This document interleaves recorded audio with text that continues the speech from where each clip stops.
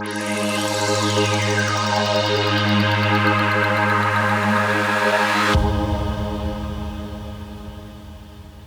I'm Cliff. And I'm Lee, and this is Beyond Bias. We've just had a great conversation around rights versus responsibilities and some of the psychology behind those two concepts and how it's playing out in today's society. You know, the purpose of these conversations is really to encourage people to think a little bit more critically around some social issues and some issues in their life, and to really take people on a journey beyond bias so that they can get a little bit closer towards the truth and be more intentional in the way that they live their lives. So if you think that's going to be interesting, please join us now for this conversation. All right, so being the first one of these conversations, I guess people will want to hear a little bit about who we are before we start talking about what we think. Totally. So Lee, tell us a little bit about yourself. So my name is Lee Borrell, and background in psychology, similar to yourself. Really passionate about leadership and change space, but outside of that profession, really dabble in sort of politics and socio-political systems and all that sort of thing, and culture in general. Outside of that, I've been married to my beautiful wife Zoe for 2 years, almost coming on 3 now. And happily married, which is good. Good. And yeah, that's about it. How about yourself?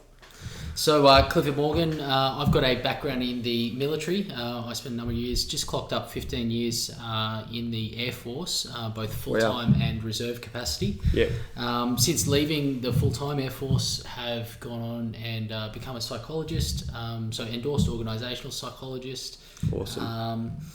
And that means that I specialise in applying psychology in organisations and working with, a lot of leaders to get the most out of their people, really.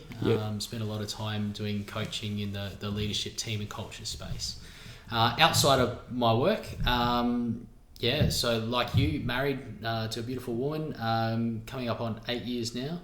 Have a 5-year-old and a 2-year-old, both daughters, and they keep life very full. I imagine. So, yeah, that's a bit about me. Yeah, great. So I guess coming back to the purpose of these conversations, our podcast is called Beyond Bias to start with, and our kind of rationale behind that is that we want to encourage critical thinking that allows people to move beyond bias and get a bit closer to knowing the truth. Obviously, it's a bit hard to come down to what the objective truth is, but I think if we can get people on the road to discovering that critical analysis sort of pathway, then we can move a bit closer to it. I know that you've been having some thoughts around a few specific issues, and that we're keen to sort of look at it through that lens. But yeah, keen to hear from you about those thoughts.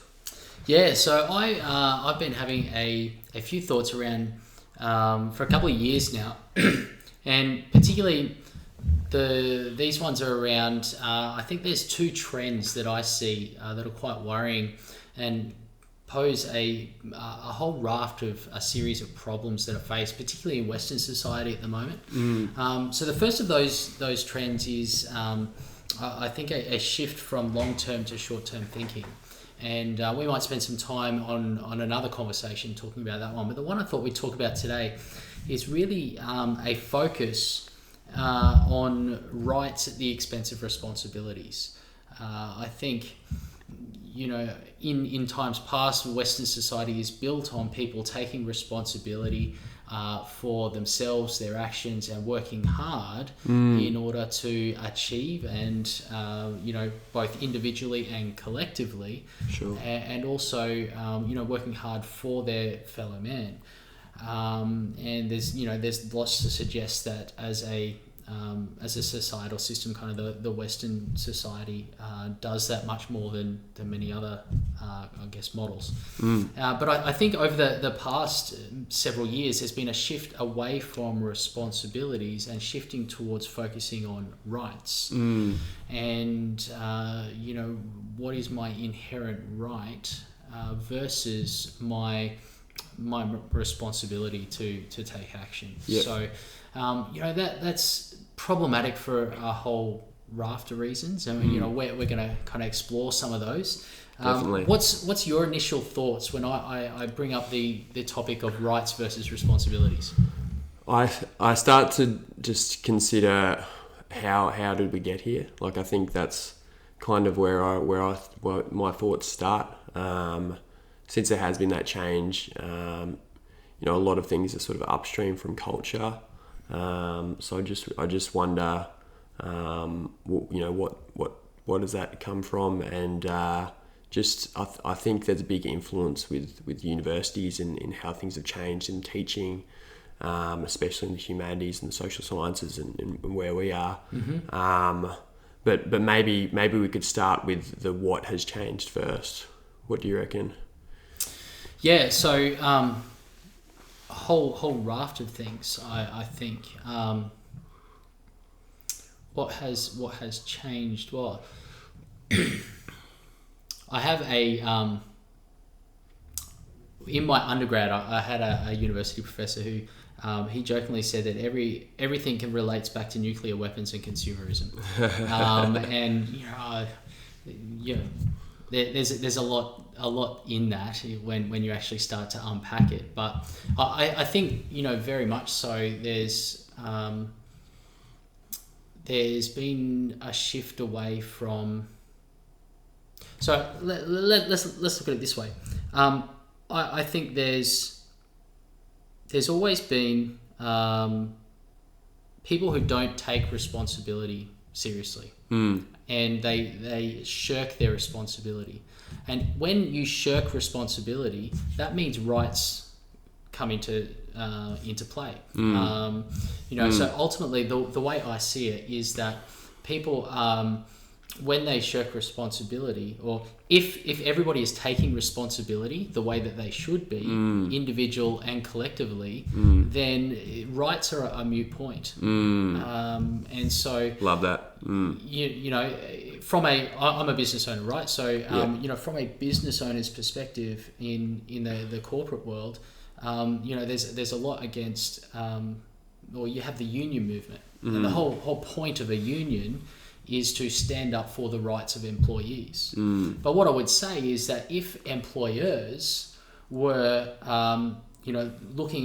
being responsible towards the employee, then the employee's rights would not be at risk or at jeopardy, and so there'd be no point for unions. And if the employees were taking responsibility for the quality of their work and being responsible for the outcomes of the entire business and their part that they play in that, then the employers would be reaping the benefits, and they would be more willing to invest back into the employee. And so it's this mutual relationship, and I think I'm a big proponent of people taking individual responsibility, and I think the focus on rights has so much damage, but ultimately it's people not taking responsibility that has resulted, I think, in the focus on rights. Yeah. What are your thoughts? That makes sense.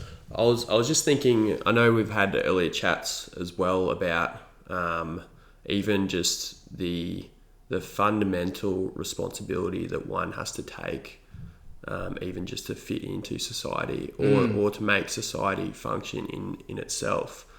So what do you think those fundamental basics are that make a society, I guess, livable, and for people to actually be able to function, to work together, to be able to act out their potential in a comparable way? Yeah. So when you think about society and the societal system, whether you look at the Western society or Eastern models that are much more collective versus individualistic, and there's a whole range of different ways that you can look at it, but human society in general, where you have a system where people live together, it is really amazing when you think about it. It's probably the pinnacle of human existence, right?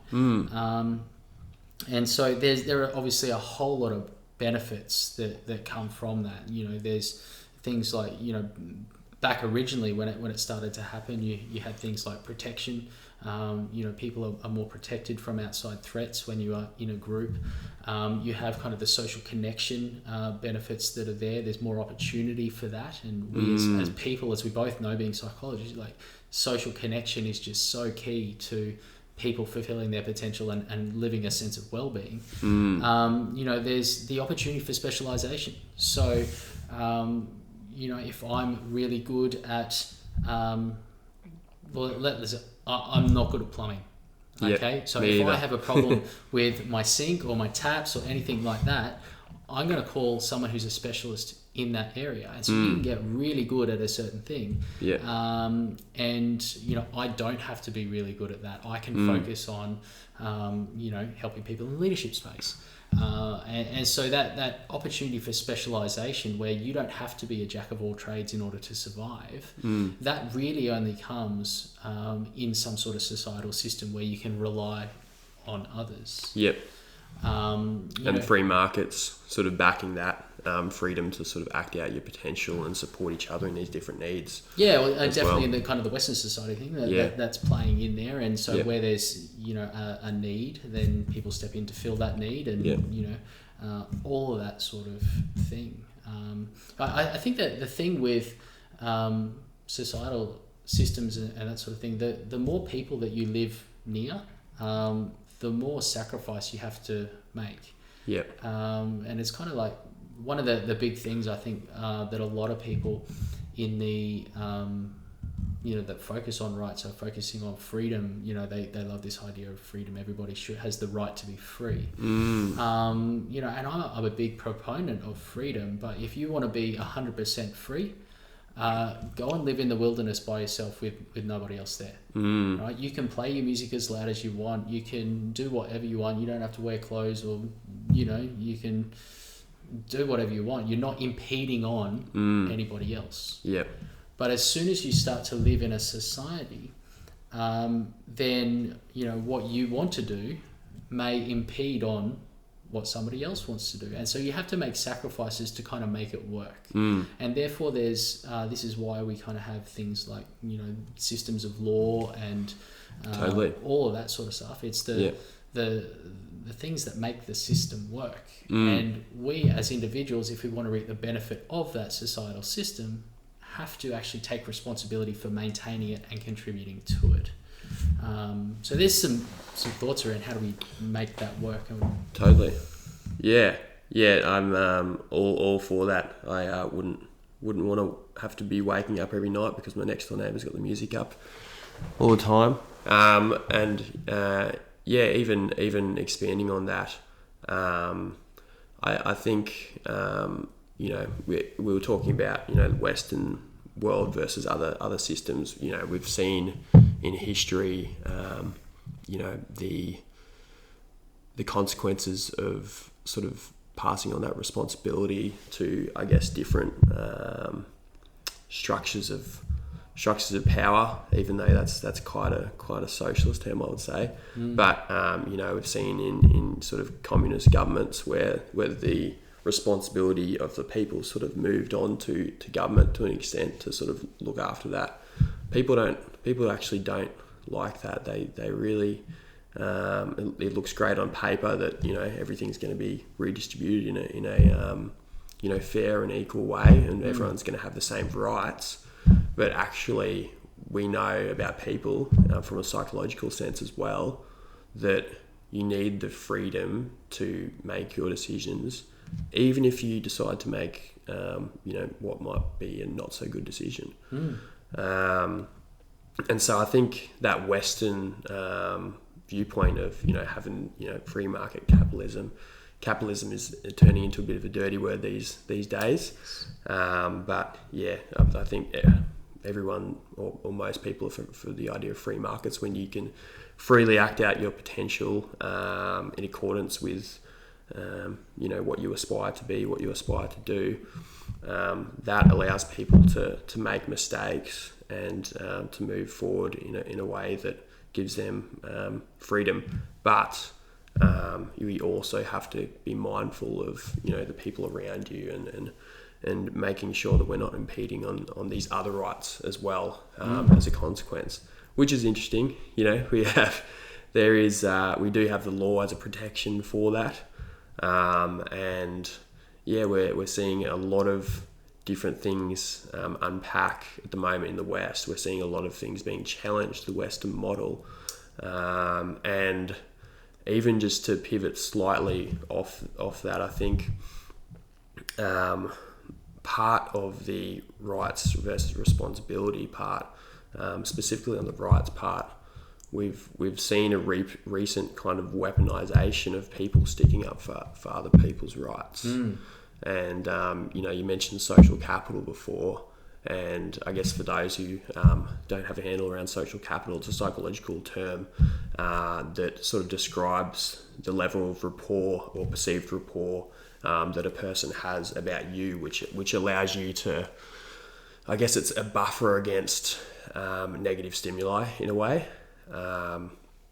So, you know, if I had a level of social capital with you, it means I could do something that you wouldn't find too amusing, but kind of to an extent get away with it a little bit because I have that rapport with you. Yeah. I've got that. I think the best analogy to explain social capital that I've had is it's a bit like a bank account, right? A relational bank account. Yeah, definitely. So if I have a good amount of social capital, whenever I'm building relationship with you and doing things that allow you to trust me, it's like I'm depositing into that bank account. But then if you have to you know, make a request of me, or you do something that I don't necessarily approve of, it's like a withdrawal from that bank account. So there's only so much that you can do that without actually investing in, and I think that's a good way to kind of explain the social capital piece. Yeah, totally. No, that's a great analogy. Thanks for bringing that in, and you can see that even using that analogy, that the way that this piece is kind of being weaponized is that people are sticking, I guess it's kind of through the medium of social media, that people are kind of sticking up for other people's rights, and they're getting these deposits in their bank account for doing that. They're sort of getting social capital for free in a way, and it's strange. It's a strange phenomenon that's happened. But the question I ask about that analogy though is that is it real social capital, or is it perceived? You know, people so often people jump on the bandwagon these days, particularly through social media, and they're not actually investing into a relationship. They're not actually supporting the person in whatever situation that they're going through. They're just jumping on a bandwagon. And, you know, I would say that they're not actually taking responsibility to try and facilitate that person having the opportunity that should be afforded to them, their rights. They're doing it in almost a false way. Without disingenuous in a way. Yeah, and I think we were talking about before about society. Wherever there is a responsibility to be taken, there's a sacrifice to be given. That I think, and people are jumping on the bandwagon. They're providing support without the sacrifice, and therefore it doesn't have weight. It doesn't. It's not actually making an investment into the social capital bank account. It's not actually doing anything to really support that particular person.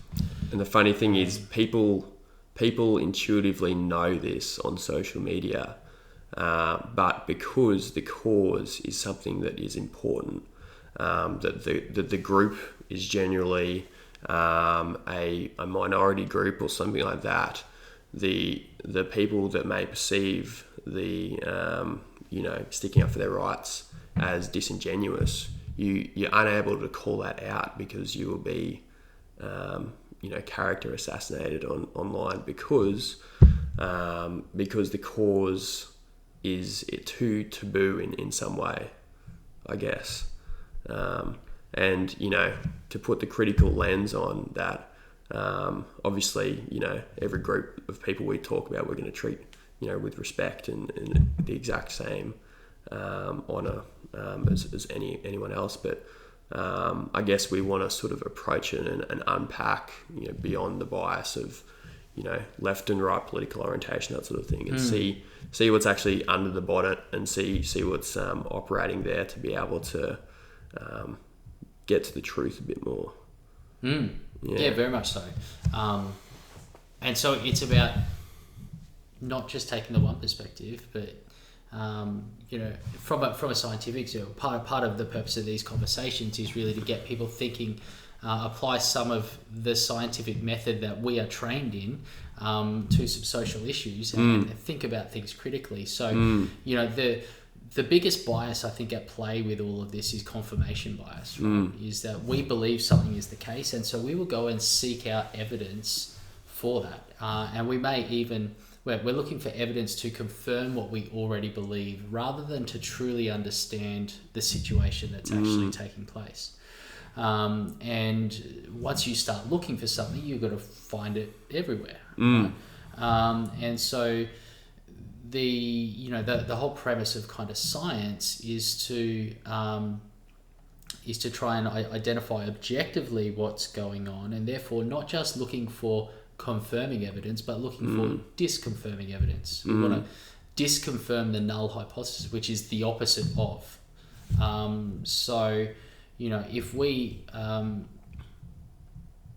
just trying to think of a good example of all of that. But I think, particularly we're talking about the medium that all of this plays out in, is social media. And when we think about the algorithms that drive a news feed, it's very much based around, this is what someone has liked, so this is what they believe, this is what they want to see, and so we're going to feed them more of that, and that is exacerbating this confirmation bias. So people are only seeing confirming evidence, or points of view that are aligned. They're not actually being shown, or they're not given the opportunity to whether it's read or watch a video or consume some sort of content where they get an understanding of the opposite point of view. 100%. And so they're only getting one-sided thing, and that I think is, when that's happening on one side of the argument, and it's happening on the other side of the argument, the same. So if you're talking political spectrums, the left is only consuming left-oriented content and that perspective. The right is only consuming that sort of thing. Then this is where you start to get the polarization, and things start to become more extreme. And so part of this is these conversations is to really sort of unpack some of these things and look at both sides. Absolutely. And so we can sort of say, well, let's get rid of that confirmation bias that we have, and seek to get that a little bit closer to the truth of what's going on. Yeah, totally. And back on that algorithm, it's entirely built to positively reinforce those behaviours, isn't it? So it really is based on vulnerabilities in human psychology.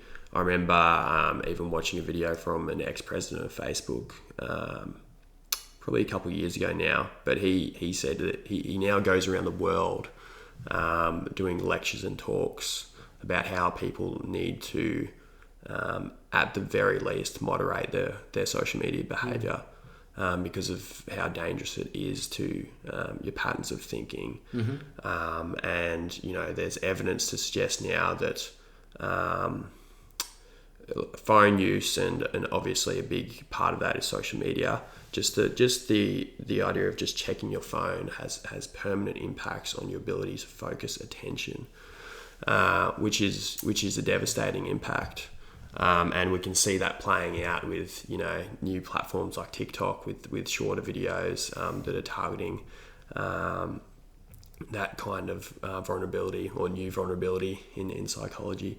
But yeah, the systems, they really are built to reinforce those behaviours. They take the psychology behind addiction, and they apply it to user experience for their platform, whatever platform that is. Yeah. And that the whole thing that they're geared around is to keep you on that platform for as long as possible. And don't get me wrong, like I'm not necessarily bagging social media. I think it's got its place, and I'm on it every day. Yeah, me too.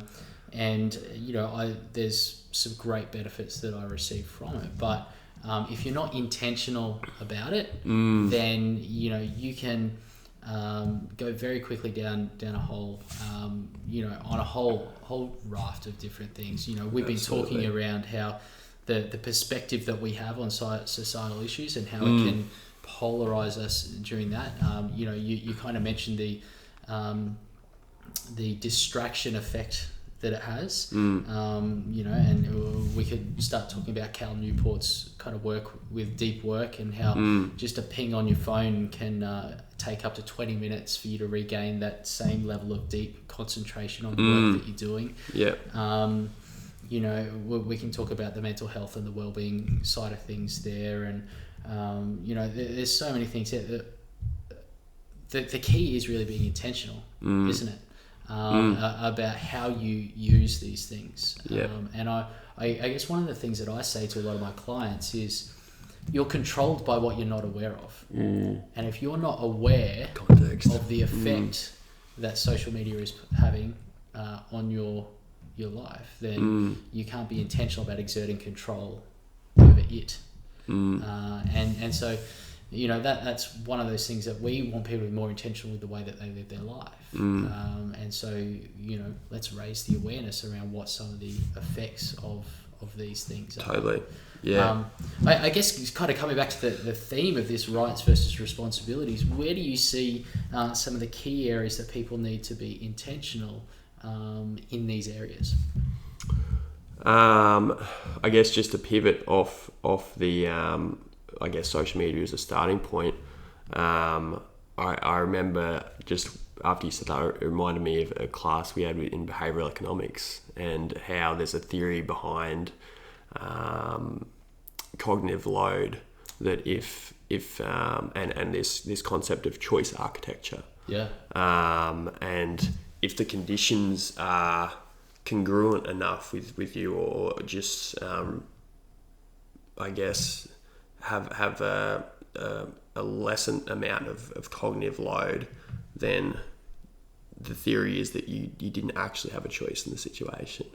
We studied the McDonald's drive-through, right? And also their front counter, and how these types of fast food stores have optimized their processes in such a way that they ultimately reduce as much cognitive load as possible, and they also control the choice architecture so that you're exposed to a certain amount of choices when you go in. The pictures for the premium products are shown in a definition that is quite different to the normal products. When it's late and you're driving back from the Gold Coast or something like that, the only store that's going to be open for food that's going to be ready in 5 minutes or straight away is going to be a McDonald's or something like that. Yeah. It narrows down your choices. And so I guess we're also not saying that it's easy to be intentional, but that you should be intentional, and that it's difficult to be aware of the things that are actively manipulating you when they're that subtle. Yeah. So I mean, like you said before, I'm definitely, I wouldn't like to say I'm a social media addict, but I definitely use it. What social media platforms are you on, Lee? I'm on Facebook. I'm on Instagram. I have a Twitter account, and I follow a few people like Elon Musk and Sam Harris and a few others. I don't actively post on it. I actually recently got TikTok just to see my wife's sort of fashion videos, because it's been a really good marketing tool for her business too. But I don't post on that either. But yeah, my main one would be Facebook, and I guess with that, to get back to what sort of practical advice would I give about being intentional?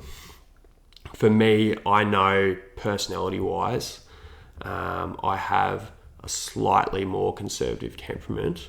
Like I would be in the political centre, but I'd have a sort of right-leaning temperament, and it's based on personality profiling, and there's research behind certain traits that predict political orientation, and we can go into that another time. But for me, I follow people on the other side of this, because I'm cognizant that the echo chamber of an algorithm built for confirmation bias will push me to one side of that. So I need to make decisions to follow the other side, so that I will get exposed to that as well. And I guess even to your point about confirmation bias, that echo chamber leads to cognitive distortion called all or nothing thinking. And you see it played out all the time now, where people, since it's this binary of left versus right, which we all know there's so much more nuance to individuals than that. People tend to get led into this trap of dogma in their own thinking. They get led into this trap with a US election coming up that there's a lot more threat in the environment for one, but they're very we, like even me, I'd probably be more defensive than I would normally be, because you feel like more is on the table at that point in time as well. I guess it seems like there's kind of like an ideological battle to be won, and you have to be defensive about. But I think that's also a function of the social media and what they want you to think. When many people that have been off social media, they're quite happy to just have not been a part of that, because it can cause a lot of stress and anxiety as well. So I actively try and follow the other side. Would love to hear your perspective on that as well. Yeah, look, I think that's really important. When we think about, if you are more responsibility oriented, then following people who are proponents of people's rights is probably a good way to understand why, and the thinking behind, and the other side of the argument, not just the responsibility leaning side of things. But I'm just thinking, as you were talking about the all or nothing thinking, the thing that I think recently that has been in the media that really displays and encapsulates that is over in America. We and I've got to be careful here around to white privileged males talking about Black Lives Matter, but you see some of the people over there going into restaurants and saying, raise your fist. You are either supporting us and therefore the rights of black people, or you are against. And it's this very divisive side of things. And I think this is part of, I guess, one of my issues with the whole rights versus responsibility thing, is that so often people who get focused on the rights side of the equation, they pit, you're either with me or you're against me. Yeah. And it's so problematic, right? Absolutely. It's so problematic. I'm actually a big fan of the intent, the heart behind Black Lives Matter, in the sense that yes, all black lives do matter. Do I agree that all lives matter? Yes, but black lives are the ones that are being taken here, and that side of things. So the experience of people, we have a responsibility as society to lift up black people so that they are not afraid on the streets. Okay, and that's we have a responsibility to do that to everybody. Am I if someone walked in and said raise your fist in the air, you're either for me and for black people, or you're not, you're against me, well, I'm not going to do it. That doesn't mean that I'm not for them. But the way that you're going about the the defense of those rights or the promotion of rights in that thing is very divisive. And you know, I was thinking about this the other night when we think about the really big kind of human rights I guess achievements throughout the thing. And there were four that came immediately to mind. It was kind of like the end of slavery. You know, we're talking about kind of William Wilberforce and the Tetanists leading that back in the 1780s, I believe. Then we've got Mahatma Gandhi in India. We've got Nelson Mandela in South Africa, and we've got Martin Luther King Jr. In the States. And if you look at all of those, they were not divisive in the way that they went about trying to champion. Ultimately, you know, first of all, those four individuals that led those movements, they were said, yes, there's a problem with rights here because people are not taking responsibilities. I'm going to take responsibility to do something about it. But the way that they went about it was it unified people. They sought to unify. You know, and they sought to lift the marginalized party up to the same level as everybody else. If you think about Wilberforce, he was looking about, let's lift, you know, people out of slavery up to the rank of human. All right. We think about, you know, Gandhi's like, let's lift the Indian people up to give them nationhood and sovereignty, and at the same level as, you know, every other people group kind of around the world. We look at Nelson Mandela. He's seeking to unify South Africa so that we are all one country, and we don't have one people group that's above. You know, and it's the same with Martin Luther King. He was seeking to lift the black thing up to the same level of kind of political rights and of the rest of America. And so they all sought to do it to unify in the way that they went about it. The end state that they were after was a unification, not in a divisive manner. But they also sought to do it within the system. You know, you could argue that you know, in some of the early days, Mandela was accused of terrorism and all that sort of stuff. You read a lot of his recounts and the stuff from his side of the story. He never wanted any person to be injured. His target initially was property, but he saw the folly in his ways as he grew older and wiser. And he said peaceful side and working within the system and partnerships was the way forward, and that's how things get changed.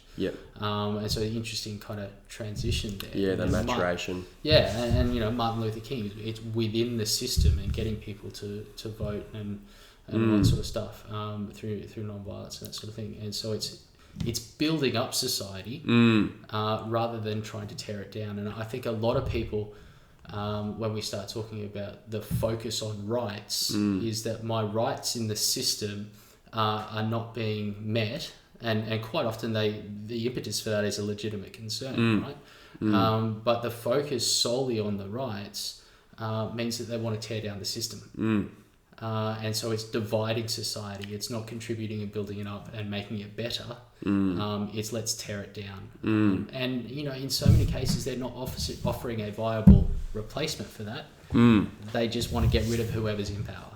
And so that, I think, is the kind of the extreme end of where the focus on rights takes people. You know, and very concerning as to what's happening with a lot of the stuff in America at the moment, because it's getting to that extreme end. Absolutely. Yeah, it's interesting, that stark difference between people operating on that responsibility and like acting with civility to stand for a cause, you know, like the four people in history you just mentioned.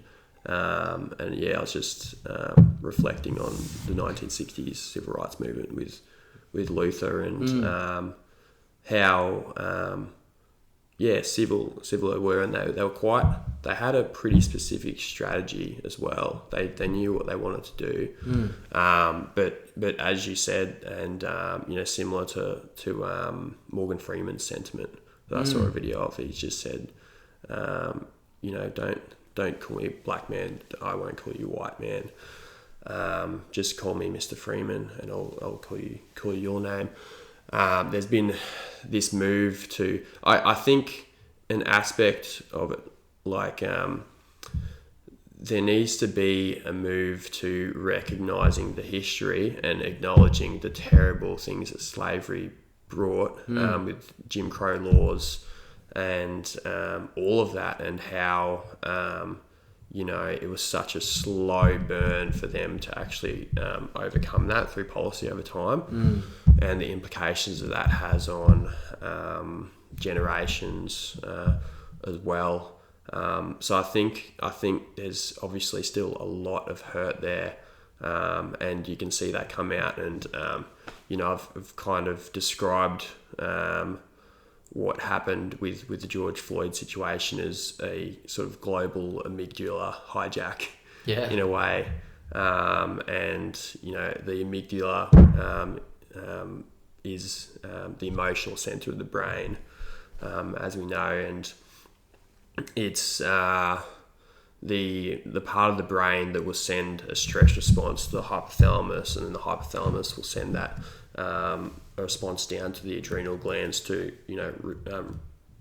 release a stress hormone called cortisol. But that same gland also releases adrenaline for kind of fight or flight situations as well. But the point of me saying that with the amygdala hijack is that it inhibits prefrontal cortical functioning, as you know, and so we've seen rational thinking. When emotions are high, our ability to engage in rational thought is just so reduced. Yeah, that's right. So we've seen, the video that came out took the world by storm online. You watched that, and obviously, like unacceptable behaviour from that policeman. And even without knowing any context of what happened before and after and that sort of thing, you kind of overcome in that moment. And so obviously we firstly saw the protests that came out of that. I guess just to give a bit of context and compare the different movements to the people who've come before with the civil rights movement to this one now. We've seen those peaceful protests start, but then we saw a move to rioting, and there is a lot of context to this as well, with Antifa, which is short for anti-fascism. It's based off. So it's a group that started in America. I think they first started around 2010, 2009. So they've been around for a long time, and it's based off. I think it was an old. Russian party, the anti-fascist sort of group that they kind of adopt that ideology. But it's the irony of it is interesting, because they stand for anti-fascism but will attack people who don't stand for their rights. So a lot of with the event you were talking about before, with the people saying put up your fists to stand for Black Lives Matter, Black rights, all that stuff. It's quite documented now that there has been a lot of Antifa members that are kind of in on that. And it's so funny, isn't it, that the extremes at both sides resort to the same behaviour. It all comes back to fascism, doesn't it? But it's the people who are so right wing and fascist in the traditional sense of the word, and then you would have the opposite end being the socialists. Almost have exactly the same outcome. When you look at the societal outcomes of whether that's through kind of Nazi Germany, whether that's through the lens of China and Russia and those extreme socialist communist type things, it's the same type of things that are happening in society there, which is really interesting. And kind of here's one of, I think, the underlying one of the underlying issues that I have, and the psychological mechanisms at play with this whole rights and responsibility thing. So if you think about where people's rights were arguably at any time in history the worst ever violated, what situations will come to mind? Worst ever violated, I would have to say the gulags. Yep. World War II. So what comes to me for mind is Auschwitz. Yeah. Okay. So Nazi death camp, right? Yeah. And so one of my favorite quotes of all time, it comes from Viktor Frankl. And so for those of you that aren't aware, Viktor Frankl is a psychiatrist, a Jewish psychiatrist that was interned in Auschwitz. And one of the things that he wrote this beautiful kind of reflection, I guess, of his time there and his learnings called Man's Search for Meaning, which I highly recommend for it's a great anyone. But he became fascinated in all of that, where people's totally lost all of their rights, all of their dignity. And some of the stories that you hear that come out of Auschwitz are absolutely horrifying. But in that environment, he became really interested in why some people lost their sense of humanity and some people retained it.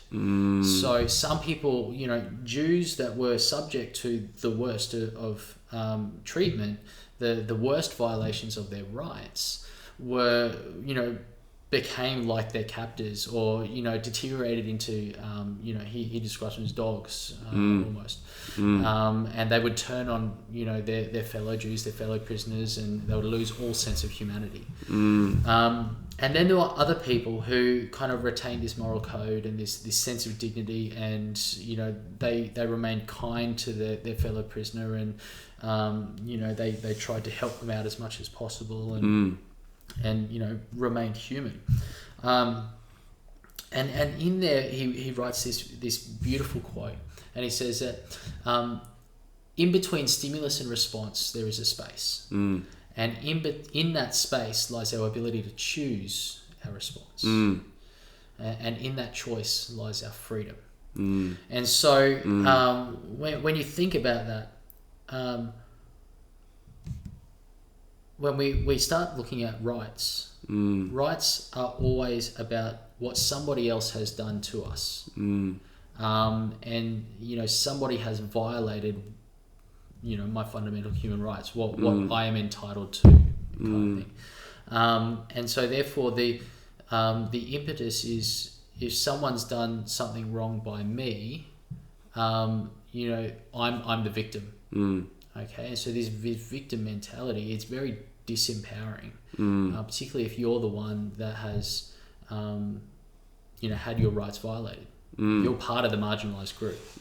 And so the focus of rights, if you are part of the marginalized, is very disempowering from that perspective. And what it does, I think the focus on there is you focus on the violators and try and hold them to account. And therefore you want to punish them. All right.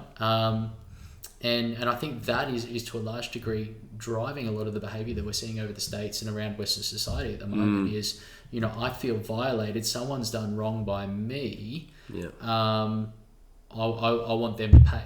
And validation. Whereas when you look at responsibility, I argue that it is very empowering.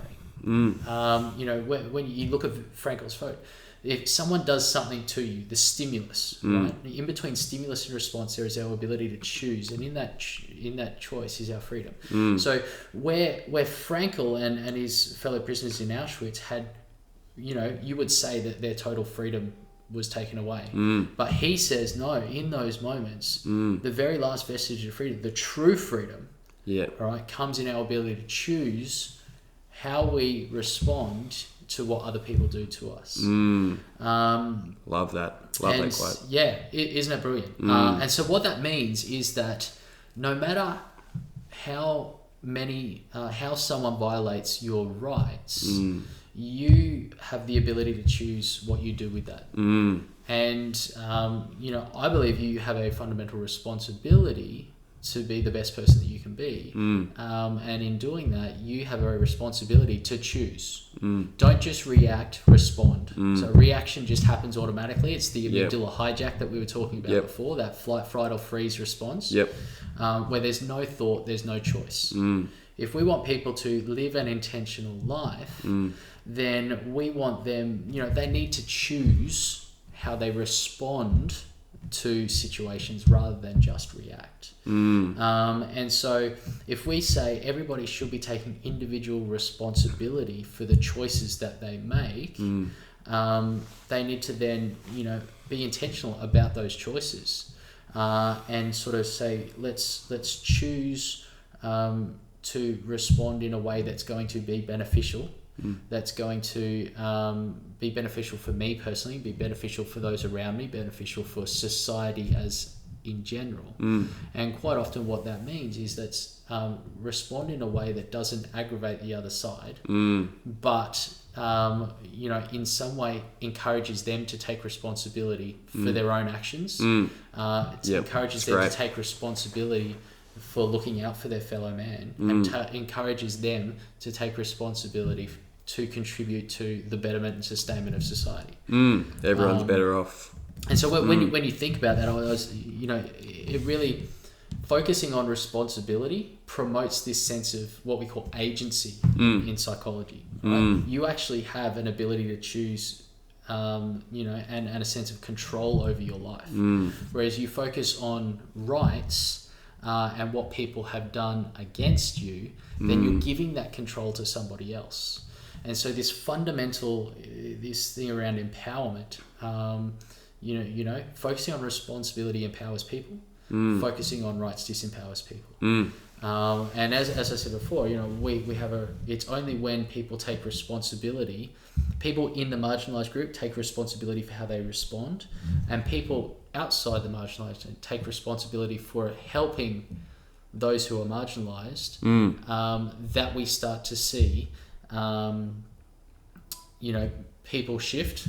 Totally. And ultimately it's the people who are doing the violating of rights, when they start to take responsibility for other people, that the violation of human rights stop. So it's influencing from the marginalised group by the way that they respond, and then it's influenced from outside pressure, by taking responsibility for looking out for others. And it's when you get the influence from both ways that provides the greatest impetus, I guess, for the people who are doing the marginalising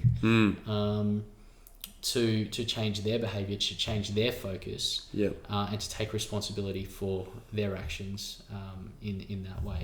Not going to guarantee that those people, there is evil in the world, but it gives it the greatest opportunity. And I think when you start getting enough people on that same page, that's when you get the things like, social proof feeding into social norms, and social norms shifting. Absolutely. So that it becomes normal for the marginalised group not to be marginalised. I think there's so much science behind this as well, behind the responsibility aspect.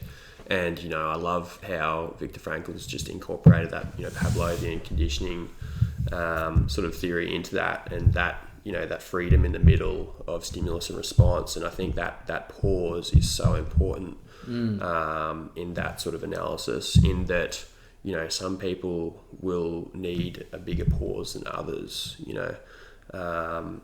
like for me, I know I'm quite low on trait neuroticism, which is, my proclivity towards negative emotion, my proclivity towards seeing threat in the environment. And so, for me, I'm fortunate enough to, biologically not need as bigger pause as maybe someone else, but to intentionally pause instead of going straight from stimulus to response, and be aware of that bubble of freedom. Like that bubble of freedom is in the pause. Like that's so important. And you came back to agency, and I was just thinking about locus of control. When we have an internal locus of control, it means that we perceive that things in our environment are in our control, and that we do have the agency to be able to make changes to our environment. And that's so powerful. If you do believe that, then you will believe in the pause. You will believe that the pause has some sort of significance to allow you to act in the way that you want to. But we know, even as we were talking about that prefrontal cortical inhibition due to the emotional hijack, that sometimes the research suggests that pause needs to be a little longer than normal in order for you to come back to rational thinking and make a good decision about it. So here's my experience and working with clients and what the results that they've experienced sort of tells me is that the more you practice that, the easier it becomes in the moment. So for someone who's not practiced at pausing and going, what are my choices here? And what are the choices that I have? Then it's almost impossible. They just react straight away. Yeah, super difficult. So again, like you're controlled by not what you're not aware of. When you become aware that you have a choice and you kind of maintain that awareness, it's not just this once off, I could choose there and then forget about it. Yeah. If it's not in your awareness, then you're not going to be able to exert the control in the moment. Yeah. And so this is where, the art of reflection is so important. John Maxwell says, reflection turns experience into insight. So it's let's sit down and reflect on what's just happened, whether that's, that might be a situation where you've reacted badly. So the classic example for me at the moment is going off the wall at my kids. And you sit down and you think, I didn't respond well, I didn't react well in that situation. I didn't respond at all. So what was it that led up? What was the event? Kind of what was the thought that triggered the reaction? And then okay, if I was to go through that event again, what would be the beneficial thought or thought process that would get me to or allow me to make a beneficial choice as to how I would respond and behave differently to get the outcome that I want? And if you go through that process repeatedly, what happened in a past result, so you're reflecting on the past, what happened in the past, what would I do again in the future? If you go through that repeatedly, it happens faster. And what it also does is it means that when you're in the moment, you pull yourself up. You're about to react, you're halfway through reacting, and you stop and you go, hey, this isn't going well.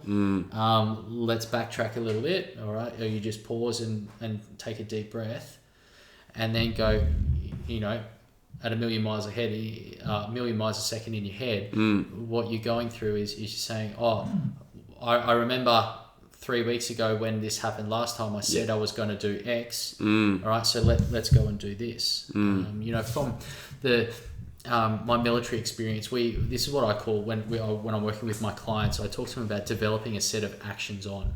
So when I was back in the military, we would have a set of predetermined SOPs, standard operating procedures for particular events, and we call them actions on. So we might have actions on ambush. If we're patrolling through the scrub and we got ambushed, nobody had to say anything. Everybody immediately turned out, put rounds down range, sought cover, and then once it was appropriate, we'll move into an extended light and wait for the command to assault. And so no communication was required. We just did that, and it was rehearsed. It was, and it was actions on. And we had, actions on being lost, actions on vehicle breakdown, we had a whole series of them. So if you have a situation where you, you repeatedly have a poor reaction, if you can reflect on that and kind of identify what are the triggers, what are the leading up events and the thought processes there, and then you can sort of create a set of actions on for yourself. So next time that this happens, what do I do? If you've clearly articulated that, then, and you've gone through that process several times, what happens is when those triggers occur, it triggers the thought process, and then you can stop yourself and go, hold on, I said I was going to do this, and then you can move towards that beneficial course of action rather than the negative reaction. So that's kind of a strategy that I talk to my clients about to try and slow things down and increase the size of that space. Absolutely. I love the accountability aspect of that in the army too. Having a few blokes by your side to be able to keep you accountable to that too, I think is, that's one of the benefits of having a psychologist or a coach or someone along, side you. If you've got a good leader that coaches you in the way that they lead, then they provide that for you. Yeah, totally. And I was just thinking as well, this might the space that this might be most relevant in at the moment is online. When we get these threats that we feel online, when we're scrolling through our feed and something pops up and you have that urge to I fundamentally disagree with that, or it's kind of going back to what is my goal orientation here? What am I looking to get out of it? Am I looking to do it? Firstly, if we're looking at a beyond bias, what do we think about the person? The person is posted. Let's just separate the content from the person first, because we might think a certain way about that person, which is impeding our ability to actually appraise that information objectively.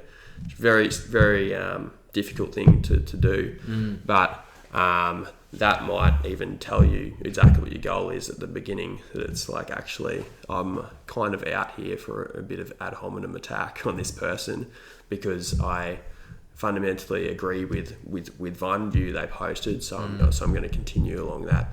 But I think it's important to take that break and to just think, what is my goal in this exchange?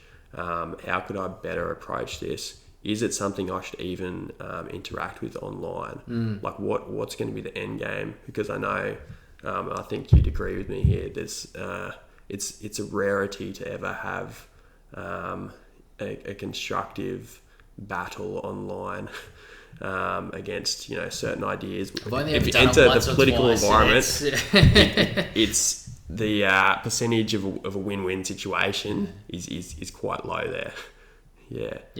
I know for me, I used to sort of interact with that stuff a bit more, and I've tried to whenever I enter the realm of trying to approach a taboo topic in an objective sense, I try and make the scope very narrow.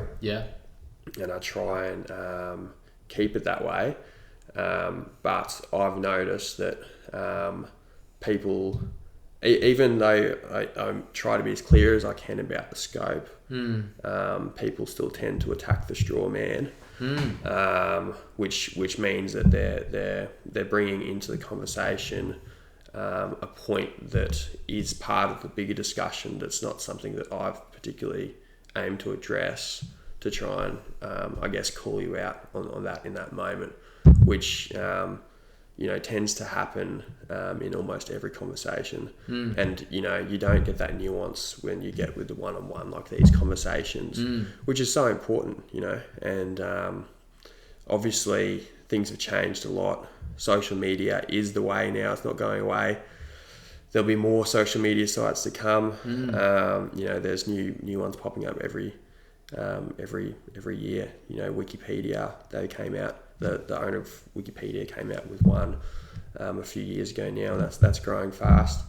But yeah, I think it's important to kind of, as you're saying, appraise your own bias. But I'm trying not to undermine how difficult that is, though, because I know I struggle so much with that. So we've spoken about confirmation bias here in this conversation. What are some of the other biases that you're aware are at play for you? Just in general, like... I get rights, responsibilities, and the way that you respond to arguments that kind of filter into that area. I think it's almost like I was thinking about the bias toward not even actively listening to the person because you've got a certain thing that you're looking to enter into the conversation to get your point across. Yeah. So I love that concept of people listen to respond now. They don't listen to understand. Yes. And I'm constantly kind of reminding myself of that, is listen to understand. Yes. Remove that thought, focus on what they're saying.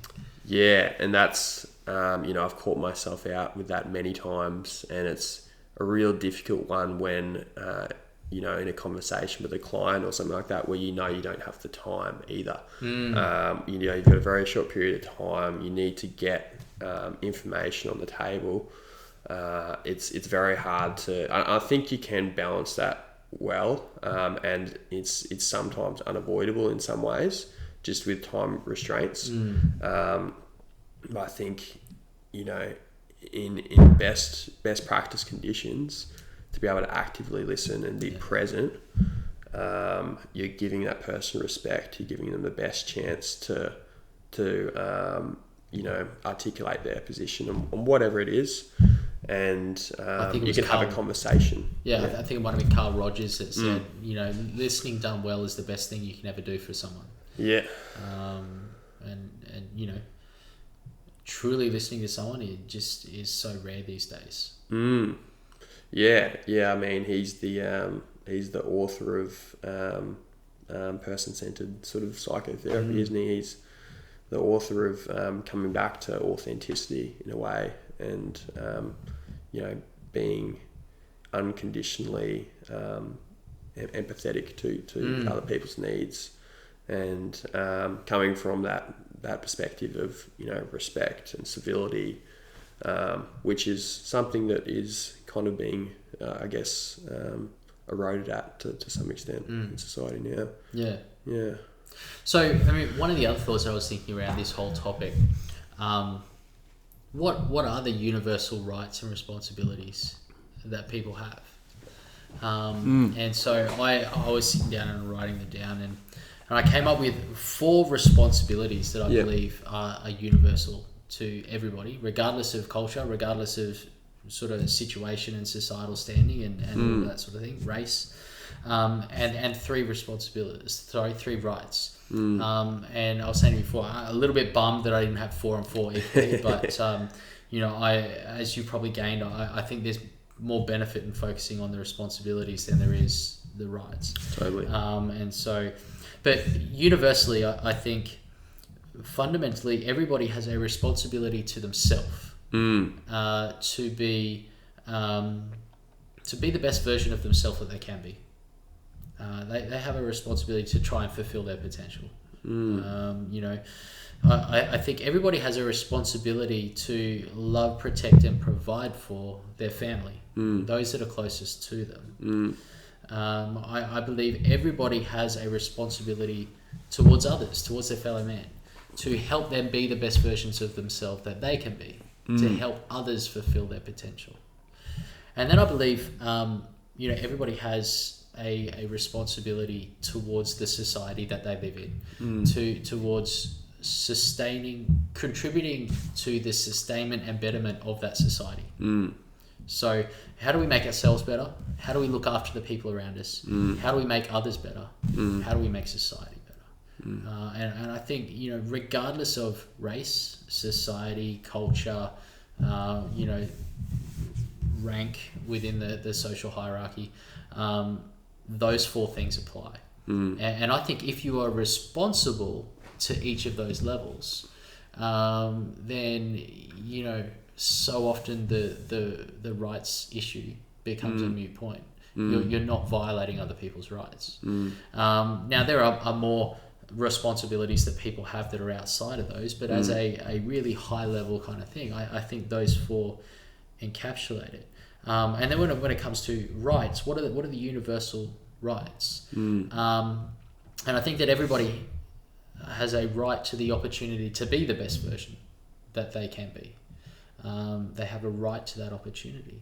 I think everybody has a right to have the opportunity to love, protect, and provide for their family. And that's one of the biggest problems with people in poverty at the moment, is they just don't have an opportunity to provide for their family. And then I think everybody has a right to contribute to the sustainment and betterment of the society that they live in. And there are a lot of examples of societies around the world, and our own included, where people don't have the opportunity to contribute. So and this is kind of where I think each one of those three rights, if people are focusing on those four responsibilities, then those three rights become a moot point. The people, if you are trying to be the best version of yourself that you can, you're trying to, and particularly look after, help others be the best version that they can be, then you're going to reach down and do something to give the opportunity to the people that are having their rights violated. Totally. And you're going to take responsibility to have a chat to, or influence in some way, the people that are perpetrating violation of rights, or contributing to that. But you also have this responsibility to society, right? And to contribute to its betterment, sustainment. So you're not going to try and influence other people who are violating other people's rights in a way that destroys society. You're going to try and do it within the system. Change the system if you need to, but change from within, and build it into a better version rather than totally destroy. Totally. So that's kind of where my thoughts were going around the universal rights and responsibilities kind of issue. How does that play into kind of your worldview? So I was just thinking that the side of it that we've been talking about that are very focused on rights, and I guess a dogma in the rights, and the example of lifting the hand to stand for stand against racism. It seems to me like a forced socialization, and we just know that people, the way to change behaviour isn't to force people into doing it. We know that just even the introduction of change will generate resistance and uncertainty. And I think, but the responsibility side of it is socialization. It's the right way to go. It's people doing it on their own terms and being inspired, encouraged to be able to move to this change in behaviour. And and the other side of that also, with cancel culture and that this emerging theme of do some people not actually have the right to speak because their speech uttered is too terrible for society to hear, or along those lines. But my thoughts around that is that socialization will look after that. If you don't give people the opportunity to utter things that are unspeakable or completely wrong, as long as it's not inciting violence, which is against law, then other people won't have the opportunity to denounce that speech. And in the denouncing of that speech is making a cultural impact, making a cultural direction towards certain social norms. And so if people are being cancelled because of this speech, then we're actually missing a huge opportunity to direct speech in a different way and demonstrate, this is not on or that's not on. But you can't just exclude that person from society. Like, there is a place, it's called jail, and if they do commit things against the law, like, people will ultimately end up there. But there's a difference between that and speech that is considered hate speech or whatever that line is. But for someone to determine that line is possibly the most dangerous thing that you could do. Because it withdraws the power of socialization to be able to mold culture, to be able to direct things in the way that they could be directed to betterment of society. Well, fundamentally what it's doing is disempowering people. What you're talking about is the empowering society, the group, to determine what is acceptable and the norms and look after and monitor that. If everybody across society is responsible for doing that, then 100% that's going to work. But what you're talking about is taking away the opportunity to be responsible. Essentially saying we think that, whether it's because we think the group is irresponsible, whether we think they're not intelligent enough, they're dumb, or they're fundamentally they're bad people and they're not going to make a good choice, we're going to take that choice away from them. We're going to take the opportunity to be responsible and to contribute to the betterment of society by giving the feedback that reinforces the social norms that are acceptable, that reinforces the rights of other people. We're going to take that opportunity away from you because we don't trust you. And I think there's probably another whole conversation to be had around the erosion of trust in society, both from an individual point of view, but also from the institutions of society as well, that very much kind of played a big part. We haven't really delved into any of that. I